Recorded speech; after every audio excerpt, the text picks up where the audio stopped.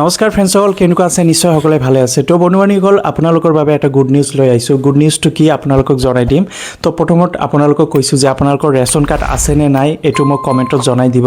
যদি ration card আছে তেন্তে আপোনালোকৰ বাবে এটা ভাল খবৰ, আৰু যদি ৰেচন কাৰ্ড নাই তথাপিও আপোনালোকৰ বাবে এটা ভাল খবৰ আহিছে।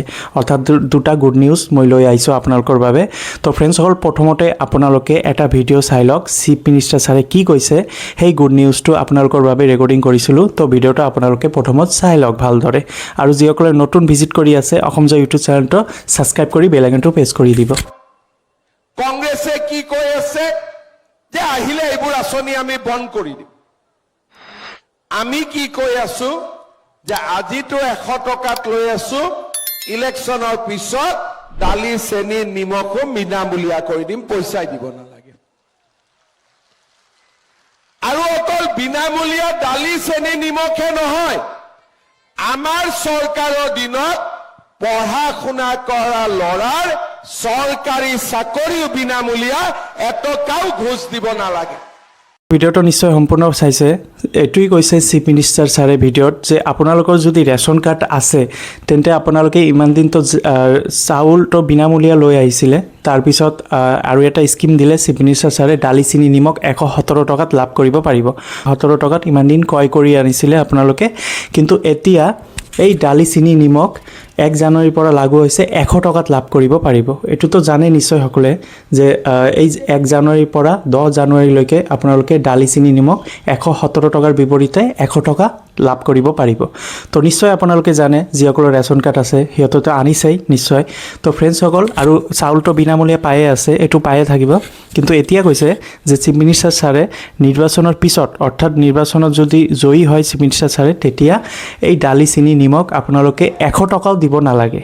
ইমান দিন 100 টকাত দিব, কিন্তু এই নিৰ্বাচনৰ পিছত যদি জিতে আমাৰ চিফ মিনিষ্টাৰ ছাৰে, তেন্তে আপোনালোকে এই দালি চেনি নিমখ 100 টকাও দিব নালাগে, এইটো বিনামূলীয়া কৰি দিব।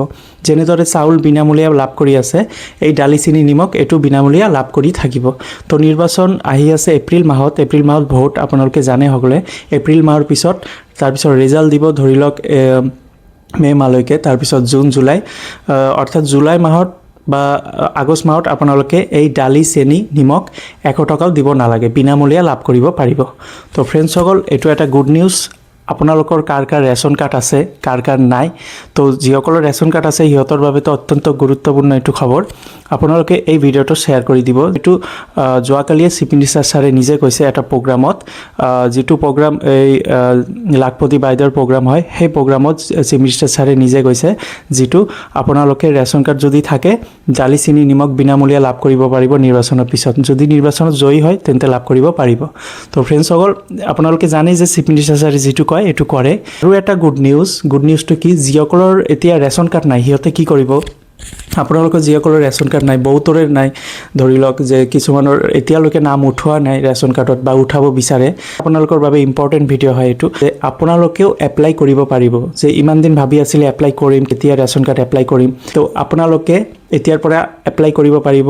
যিটো এই মাহতে, এই জানুৱাৰী মাহতে এপ্লাইখিনি লাগু হ'ব। আপোনালোক যিটো ৰেচন কাৰ্ড আপোনালোকৰ যদি টাউন এৰিয়াত কোনোবা বসবাস কৰে, মিউনিচিপালিটিত গৈ এপ্লাই কৰিব পাৰিব। আৰু যদি যিসকলে ভিলেজত, অৰ্থাৎ গাঁও অঞ্চলত বসবাস কৰে, সিহঁতে গ্ৰাম পঞ্চায়তত গৈ এপ্লাই কৰিব পাৰিব ৰেচন কাৰ্ড। তো বন্ধুবান্ধৱীসকল, আপোনালোকে যিসকলৰ ৰেচন কাৰ্ড নাই এইটো এপ্লাই কৰি দিয়ক, কাৰণ আপোনালোকেও নিৰ্বাচনৰ পিছতে দালি চেনি নিমখ বিনামূলীয়াকৈ লাভ কৰিব পাৰিব, লগতে চাউলো বিনামূলীয়াকৈ লাভ কৰিব পাৰিব। তো এই মাহতে ৰেচন কাৰ্ড ওলাব, কেইদিনমান পিছতে আপোনালোকে এপ্লাই কৰি দিব পাৰে। ফ্ৰেণ্ডসকল, মই ভাবিলোঁ আপোনালোকৰ বাবে ভিডিঅ'টো বনাই দিওঁ। আপোনালোকৰ যিসকলৰ ৰেচন কাৰ্ড আছে কমেণ্টত জনাই দিব, যিসকলৰ নাই সিহঁতেও এপ্লাই কৰিব পাৰিব। কেইটামান দিন ৱেইট কৰক, এই জানুৱাৰী মাহতে এপ্লাই আহি আছে, নতুন এপ্লাই। আপোনালোকে যিসকলৰ টাউনত বসবাস কৰে মিউনিচিপালিটিত গৈ এপ্লাই কৰিব, আৰু যিসকলে গাঁৱত বসবাস কৰে গাঁও পঞ্চায়ত গৈ এপ্লাই কৰিব পাৰিব। ৰেচন কাৰ্ড এপ্লাই কৰোঁতে মই এটা ভিডিঅ' বনাই দিম, কেনেকৈ ফৰ্মটো ফিল আপ কৰিব লাগে। এই ভিডিঅ'টো চাই আপোনালোকে এপ্লাই কৰিব পাৰিব। ইয়াতে কোনো ধৰণৰ বেলেগ কোনো ডকুমেণ্ট নালাগে। আধাৰ কাৰ্ড লাগিব আপোনালোকৰ, তাৰপিছত পেন কাৰ্ড, তাৰপিছত ভোটাৰ ID, তাৰপিছত আপোনালোকৰ ফটো লাগিব, কিমানজনৰ সদস্যৰ নাম উঠাব এইটো লাগিব, আৰু আপোনালোকৰ ডকুমেণ্ট ধৰি লওক চেঞ্চাছ নাম্বাৰ লাগে, তাৰপিছত ভোটাৰ লিষ্ট লাগে, তাৰপিছত লাগে ডকুমেণ্ট, বেলেগ একো ডকুমেণ্ট নালাগে। আৰু যিসকলৰ সদস্যৰ নাম উঠাব আপোনালোকৰ পৰিয়ালৰ, সিহঁতৰ ডকুমেণ্ট দিলেই হ'ল, আধাৰ কাৰ্ড দিলেই হ'ল। তো ফ্ৰেণ্ডসকল, আজি এইখিনি ভিডিঅ' আছিল। যদি ভিডিঅ'টো ভাল লাগে লাইক কৰি দিব আৰু নিজৰ বন্ধু বান্ধৱীসকলক শ্বেয়াৰ কৰি দিব। ধন্যবাদ।